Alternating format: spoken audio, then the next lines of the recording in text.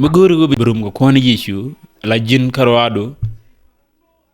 tega doctor bo wojre ita kado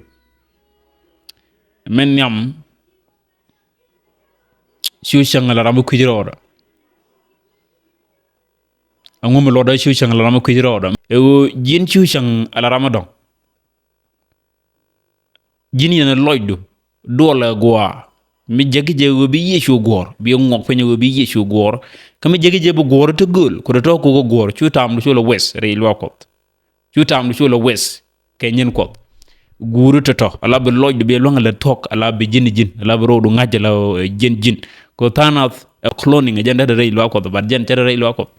gwada pal na tega bang gwada na re lokot guije na wang nat gor na re lokot we mo ko le pona nat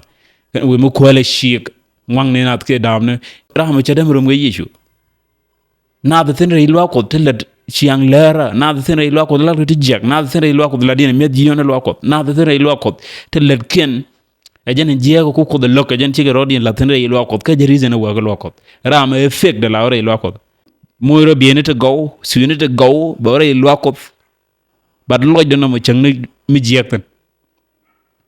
jirama ci dem rum ko ko te dem lok re ta ko chang bi rek do bana ba jen jin yen rek chang jin ci de ci ko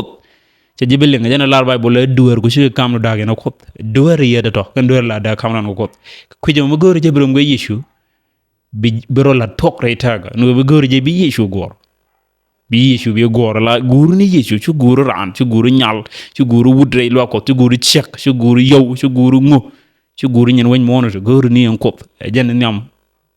la jang ni to ngon rom go Yecu na mo te tel option mi dong re taga rewda ewo ne de ngon di yer ken ka kek den long la dir jin ga kek long re taga la wi re lo ko laddu ewo gangane kekdo chay me jagala gorman chay me jagala chor chay me jagala nang nap chay me jagala demi jiak but re taga do gangane kek bien go le gangane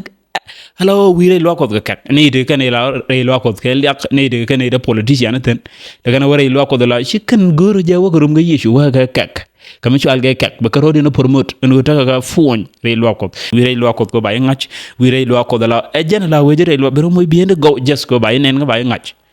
ram cha ro ma ko ci ba marungo ko makini charo kini ger e bi wono go bi ngaje ngum gor ko da tangon ni chay belan mo gor ko da re lo ko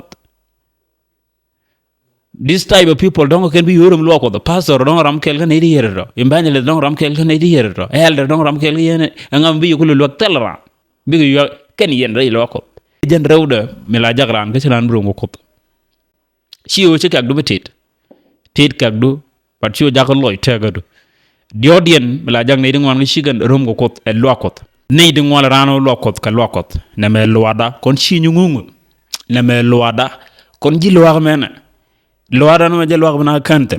te diala to chola ke jur ke jantal te diala to ka nangnap te diala to ka chuer ke ler gendial ne diala ko ne di jak ci ke kan gendial luar me je luar bana kante boñ me kan bana luar kawai me kan bana luar chey na me kan bana luar shakan wana ga Jerusalem ka bab kel am baba mo jen bab lo wadanam neyti jagran be nga doctor na bi jang na ko dolo na men faga mi ko do kon lo ka ja me la chwal ka church fry ne di ngwala ran daga yak lok en fala da bi kinuru mo ko do go ke kin cho kam la linga ko bi nga jo ko focus de jata ka lok jene kan yi ci lok ya fen sang me wen yal kan je ko ara jogo jane lo ko ya lo dun fin in faga jong ci jong je ko ara bay lo joj gon fala ci jut bay lo joj re lo ni ci jut so kan ga je jane ba te ga je bay lo joj ni ga tet in fact me shanga jaga jek le jang na la wi pala na ran be je wari lo ko do ngi roy ko changa Yecu kan lo ga ya Yecu ci roj ga kuy luwa mo be yapen en luwa mo ci la da no luwa mo ci bom le da betiam kame di ci wal bakal man dana la da ci la na luwa mo daga penga na kor la na luwa de ala ba point de en ko ni Yecu be yapen wi mon so en ponyo mo changi jek changi ci an jek changi chot changi bay taga jaro jey ni ala de ci bom le da betiam en gom da pon Yecu tin internationally ci bom le da betiam e jeri zene ku christian de ku grow go jawi mon rong na go wona to good la way changi ke jek ci bom le da lo nga tutiem so jinre itaga metiga charre lo aidu en go misual ga lo wada hey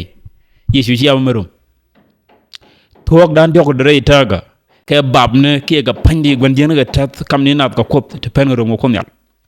bu me tat e go brand ro kop re itaga ma shiana ma dog de me ga re itaga do forget about it Yesu che luak me daga penga na korkor che gor but yes gor je ba kwar ka luak ma cha ya pe me daga penga na korkor but ran Yesu chi nang dor ran Yesu chi nang loada Yesu e king kwar wen mon kelo kwar wen mon kelo badil ru na gonne tungwan entama nyudo roda muslim ne shiang muslim no ti gospel je chubga ka ko nakana doro leken Afghanistan wi tungwan to wi muslim no nakana da cha evangelist ni cha ka nogo chup kare da apostol ko kuje mo nei do be bare kana e Yecu la ñu ro gam jijut ngwari karo ko jijut ngay kon no ci ko leken jaga bum ko be jur be bare kana